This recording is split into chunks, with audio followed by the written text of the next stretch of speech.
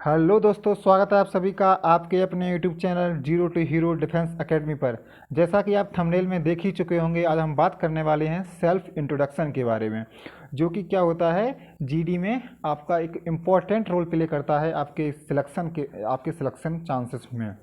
तो आज हम इसी के बारे में जानकारी प्राप्त करेंगे डिटेल में।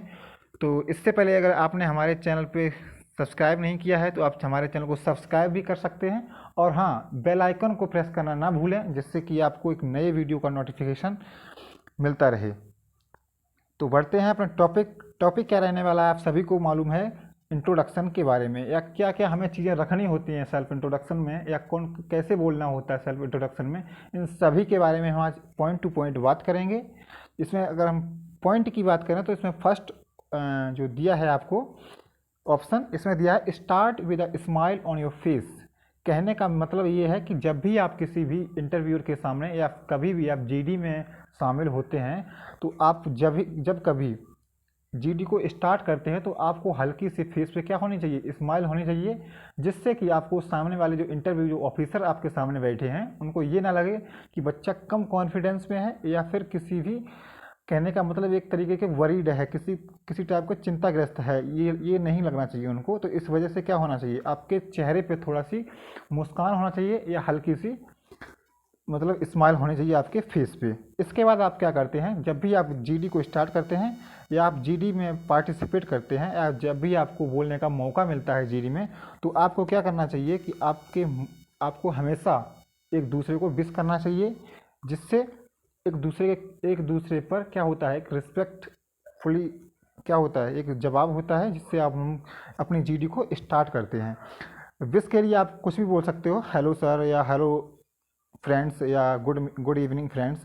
बहुत सारे वर्ड हैं जो आप यूज़ कर सकते हो जीडी में विश के लिए। और अगर हम पर्सनली अगर आपसे बात करें, तो मैं यही सजेस्ट करूँगा आपको कि आप हेलो एवरीवन बोलिए, या हेलो फ्रेंड्स बोलिए। गुड इवनिंग या गुड आफ्टरनून या जो भी है आप बोलते हो टाइम वाला, इससे थोड़ा कंफ्यूजिंग होता रहता है कि आप क्या बोलें, good evening, sorry good afternoon बोले, या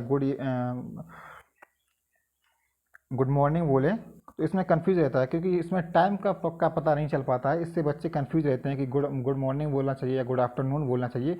तो इसलिए अगर मैं पर्सनली अगर आपसे सजेस्ट करूं, तो आप सबसे बेस्ट रहेगा कि हेलो फ्रेंड या हेलो जेंटलमैन, जो भी आप चूज करते हो वो आप करिए। इसके बारे में आप जो भी आपको पॉइंट दिया हुआ है उसके बारे में बताते हैं।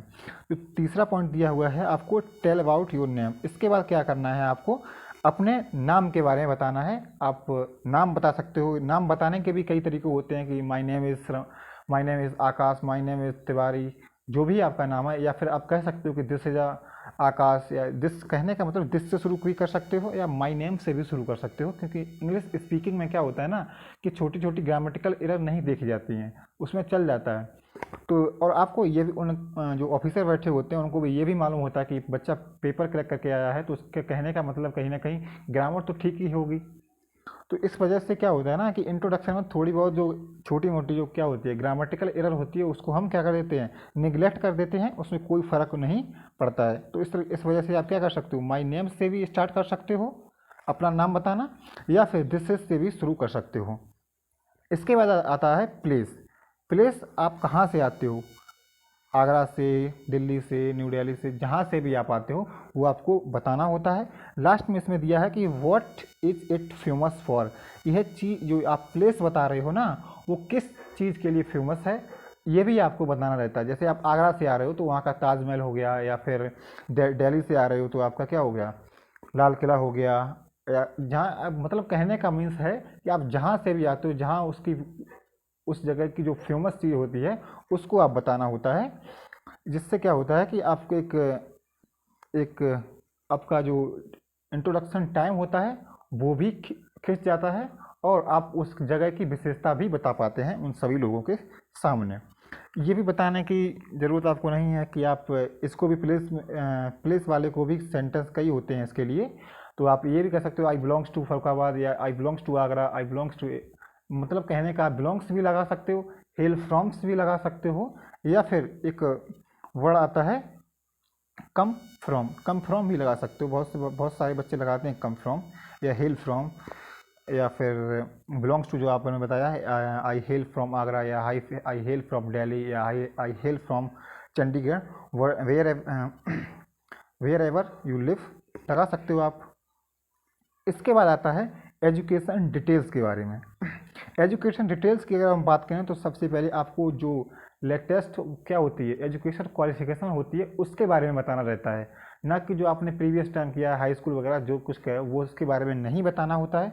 जो कहने का मतलब अगर आप एयरफोर्स जीडी में जाते हैं ना तो आपके पास जनरली क्या रहता है, इंटर रहता है, इंटरमीडिएट रहते हो आप, तो आपको इंटरमीडिएट के ही क्या बतानी है, क्वालिफिकेशन बतानी है।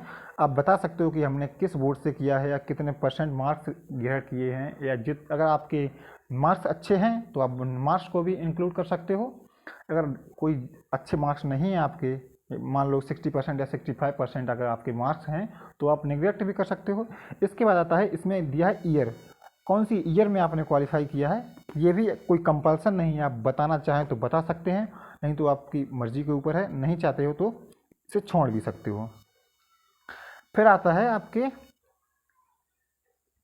फैमिली के बारे में, फैमिली बैकग्राउंड क्या है, आपके पिताजी क्या करते हैं, आपकी माता जी क्या करती हैं, आपके या पिता क्या, आपके पिता का क्या प्रोफेशन है, आपके फैमिली मेम्बर कितने हैं, आपके जो सिबलिंग्स हैं वो कितने हैं, तो आप ये बता सकते हो कि my father is this, my mother is this, what ever जो कुछ भी हैं आपके माता पिता वो बता सकते हो।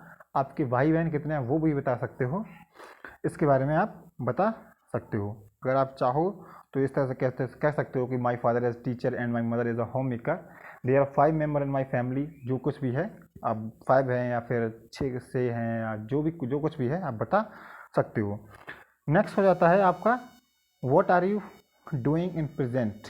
कहने का मीन्स ये है कि आप कुछ प्रेजेंट टाइम में आप क्या कर रहे हो, बीएससी कर रहे हो या कोई डिप्लोमा और कर रहे हो, आईआईटी वगैरह हो गया या पॉलिटेक्निक वगैरह हो गया, जो भी आप कर रहे हो उसके बारे में आप थोड़ा ब्रीफ में बताना हो रहता है कि हम ये कर रहे हैं इस टाइम, या इस टाइम हम ये परस्यू कर रहे हैं। जैसे आप बीएससी कर रहे हो तो I am pursuing the BSc, अगर चाहो तो आप यूनिवर्सिटी भी बता सकते हो, जैसे कोई ज़रूरी नहीं है यूनिवर्सिटी बताना, बस इतना ही इनफ है कि हम बीएससी परस्यूइंग में हैं।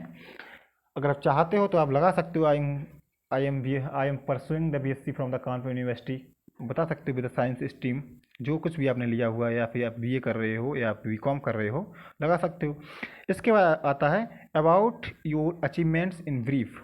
कहने का मतलब जो आपने कॉलेज टाइम में, जो प्रीवियस टाइम में आपने क्या किया हो, जो कुछ भी आपने अचीवमेंट किया हो, जैसे आप कुछ लोग होते हैं ना कि क्रिकेट खेलते हैं या फिर हॉकी जाते हैं या फिर किसी डिस्ट्रिक्ट लेवल पे कुछ और टूर्नामेंट जो होते हैं ना उनमें कुछ गहर करते हैं, क्या गोल्ड मेडल मिलता है या कहीं कुछ मिलता है, जो कुछ भी आप पाते हो वो भी आप बता सकते हो, जिससे क्या होता है आपके लिए प्लस पॉइंट हो जाएगा गेमिंग के लिए। तो इससे आप ये भी बता सकते हो जैसे I get a gold medal in a kabaddi, या I get in certificate in a kabaddi, जो कुछ भी आपने पाया होता है वो आप बता सकते हो। नेक्स्ट टॉपिक आ जाता है द अबाउट योर इंटरेस्ट या हॉबी, इसके बारे में बताना रहता है। हॉबी क्या है आपकी, इंटरेस्ट क्या है, आप स्पेयर टाइम में क्या करते हो, कहने का मतलब तो आप बता सकते हो आई इंटरेस्ट इन कबड्डी, या I am interest in kabaddi, जो कुछ भी आप गेम खेलते हो, हॉकी हो गया, कबड्डी हो गया, या बैडमिंटन हो गया, या क्रिकेट हो गया, ये आप लगा सकते हो। हॉबी या इंटरेस्ट एक ही बात है। पर्सनली अगर आपको सजेस्ट करें तो आप हॉबी को निगलेक्ट करें, क्योंकि हॉबी क्या है ना एक कंपल्सन दिखाता है यार कि नहीं हमें ये काम करना ही करना होता है, नहीं हम ये काम करते ही करते हैं, तो ये कोई कंपल्सन थोड़ी दिखाना होता है वहाँ पे हमें कि नहीं हम ये काम जब तक खाना नहीं मिलेगा तो नहीं मिलेगा तो चलेगा, लेकिन हमारी हॉबी जब तक नहीं होगी तब तक हमें चैन नहीं पड़ेगा। तो ये ऐसा कुछ नहीं होता है, आप एक इंटरेस्ट वर्ड यूज करिए। आप बहुत से लोगों के इंटरव्यू भी आप देखेंगे तो वो क्या करते हैं, इंटरेस्ट वर्ड यूज़ करते हैं। कहने का मतलब इसमें कोई कंपल्सन नहीं होता है कि अगर मुझे इंटरेस्ट लगा तो खेल भी सकता हूँ, नहीं भी खेल सकता हूँ, उससे कोई कंपल्सन है नहीं। तो इसलिए आप इंटरेस्ट वर्ड यूज़ करें, जैसे I interest in hockey, I interest in cricket, तो ये आप लगा सकते हो। हॉबी को जहाँ तक हो आप अवॉइड करें, नहीं तो आप हॉबी भी यूज़ कर सकते हो, कोई इतनी बड़ी उसमें आफत नहीं आ जाएगी कि आपसे क्रॉस क्वेश्चन करने लगे। वहाँ पे क्रॉस क्वेश्चन नहीं करते हैं, क्योंकि आप जीडी एयरफोर्स 1 मिनट मिलता है उसमें, तो आप इतने में आपसे क्रॉस क्वेश्चन कोई भी नहीं कर सकता है, तो इसलिए आप लगा भी सकते हो। पर्सनली आई सजेस्ट यू कि आप इसे अवॉइड ही करिए, ज़्यादा बेटर रहेगा आपके लिए। नेक्स्ट है आपके लिए the tell about your strength and skill. कहने का मतलब आप में स्किल्स क्या है, आपकी स्ट्रेंथ क्या है, आपके जो मजबूत एरियाज क्या है। जैसे आपने देखा ना होगा कि क्रिकेट आप देखते होगे, कुछ लोगों के क्या होते हैं, या कुछ बैट्समैन के या कुछ बॉलर्स के क्या होते हैं, एक स्ट्रेंथ एरिया होते हैं। कहने का मतलब कि इस एरिया में अगर बॉल पड़ेगी ना तो बस बाउंड्री के बाहर ही जानी है या फिर उस पर विकेट ही मिलेगा। तो इस तरह से आपके भी क्या होते हैं, कुछ स्ट्रेंथ एरिया होते हैं या कुछ स्किल्स होते हैं जिसमें आप क्या कर सकते हो, आप अपना 100% डाल के बेस्ट रिजल्ट ला सकते हो। तो वो आपको बताने होती है। जैसे आप कोई बंदा क्या होता है, कोई सिंगिंग अच्छा गाता है या फिर कोई भी बहुत ज़्यादा मोटिवेटेड होता है किसी चीज़ के लिए, या फिर किसी क्या कोई मोटिवेशनल स्पीकर होता है ना, तो इस टाइप की आपको उसमें क्या रखनी है, एक्टिविटी रखनी है जो कि आपको बतानी होती है। और जो नेक्स्ट टॉपिक क्या आता है, why do you want join Indian Air Force if you are ask. यदि आपसे पूछा जाता है तो ही आप बताएं, नहीं तो आप कोई अनफालतू की ज़्यादा बातें ना बताएं। पहले जनरली कभी कभी पूछते हैं, कभी कभी नहीं भी पूछते हैं, डिपेंडिंग ऑन हिज मूड। कहने का मतलब कोई निश्चित नहीं है आपसे क्या पूछा जाएगा क्या नहीं पूछा जाएगा। कभी कभी क्या होता है कि बीच बीच में कभी क्रॉस क्वेश्चन कर लेते हैं। जैसे कि अभी जो हमने जो 2 बच्चों से संपर्क किया था जो जिनका जोधपुर था एएससी वाला एयरफोर्स जीडी, तो वहाँ पे बता रहे थे कि हमारे जो जीडी टाइम में हुआ था या फिर इंटरव्यू टाइम जो इंट्रोडक्शन टाइम में हुआ था, कुछ बच्चों से तो क्रॉस क्वेश्चन भी पूछ रहे थे, कुछ से नहीं भी पूछ रहे थे। तो इसलिए हम ये कह सकते हैं कि कोई भी चीज़ श्योर नहीं है कि ये नहीं यार यही आ जाएगी या फिर यही हमसे पूछा जाएगा या फिर यही नहीं पूछा जाएगा। तो ये हम कोई भी श्योर नहीं कर सकते। आपको वेल ट्रेंड होकर जाना है यहाँ से कि हमें कुछ भी पूछ लिया जाए तो हम उसके लिए क्या करें, एक बेस्ट आंसर देने की कोशिश करें। तीसरा आता है, इसके लास्ट वर्ड जो आता है वो आता है conclude with saying thanks to the person who is listening to you. कहने का मतलब है जब आपका इंट्रोडक्शन, कहने का मतलब सारी की सारी चीज़ें आपकी जब ख़त्म हो जाएं तो आप सामने वाले पर्सन को जो आपको सुन रहा है या आपको जो इंटरव्यू ले रहा है इंटरव्यू ऑफिसर, उसको क्या बोलना होता है, थैंक्स बोलना होता है। जिससे कि आप इससे 2 फायदे होते हैं। क्या होता है कि एक दूसरे के खिलाफ, एक हम क्या करते हैं, एक दूसरे के खिलाफ हमें क्या दिखाई देता है, एक रिस्पेक्ट दिखाई देती है कि हाँ आपकी हम रिस्पेक्ट कर रहे हैं इसलिए आपको बोल रहे हैं। दूसरा फ़ायदा ये होता है कि सामने वाले जो ऑफिसर्स होते हैं या जो बच्चे बैठे होते हैं उनको ये पता चल जाता है कि हाँ इस बंदे का जो इंट्रोडक्शन है वो क्या हो चुका है, एंड हो चुका है, समाप्त हो चुका है। अब जो नेक्स्ट बंदा है उसकी नंबर आने वाला है, जिससे क्या हो जाता है वो एकदम केयरफुल हो जाता है अपने इंट्रोडक्शन के बारे में। अगर इन सभी टॉपिक्स को एक बार में कहें तो आप एक एक वर्ड्स को क्या करोगे, सही से डिफाइन करना चाहिए। जैसे मैंने अगर अपनी पर्सनली खुद की इंट्रोडक्शन की अगर हम बात करें तो आप बोलोगे, hello friend, my name is Ramakant, I belong to Farrukhabad which is famous for the potato. I have complete the 12th class from the UP board with the 80% marks. At present, I am pursuing the BSc from the Kanpur University with science stream. If we talk about my family, there are 5 members in my family. My father is a teacher and my mother is a homemaker. There are 2 siblings, one brother and sister. If we talk about my interest in playing cricket and kabaddi, and I am self-motivated and dedicated toward my work. And इसके बाद आप क्या करना होता है कि अगर आपको ये क्वेश्चन पूछा गया है कि आप इंडियन एयरफोर्स को क्यों ज्वाइन करना चाहते हो तो आप बता सकते हो। इसको क्या करना होता है कि अपने अकॉर्डिंग सेट करना होता है, क्योंकि हर एक व्यक्ति का या हर एक जो कि एयरफोर्स ज्वाइन करना चाहता है उसका एक हर एक का क्या होता है, एक अलग नज़रिया होता है, तो वो या फिर अलग एक रीज़न होता है ज्वाइन करने का। तो इसे आप अपने अकॉर्डिंग सेट कर सकते हो कि आप क्यों ज्वाइन करना चाहते हो, क्यों नहीं ज्वाइन करना चाहते हो। तो इस वजह से आप अपने अकॉर्डिंग रखिए तो ज़्यादा बेटर रहेगा, क्योंकि आपको ज्वाइन किया जा रहा है, वहाँ पे आपसे पूछा जा रहा है। तो इसलिए आप किसी भी किताब से या किसी भी और दूसरी चीज़ से ना जाएं,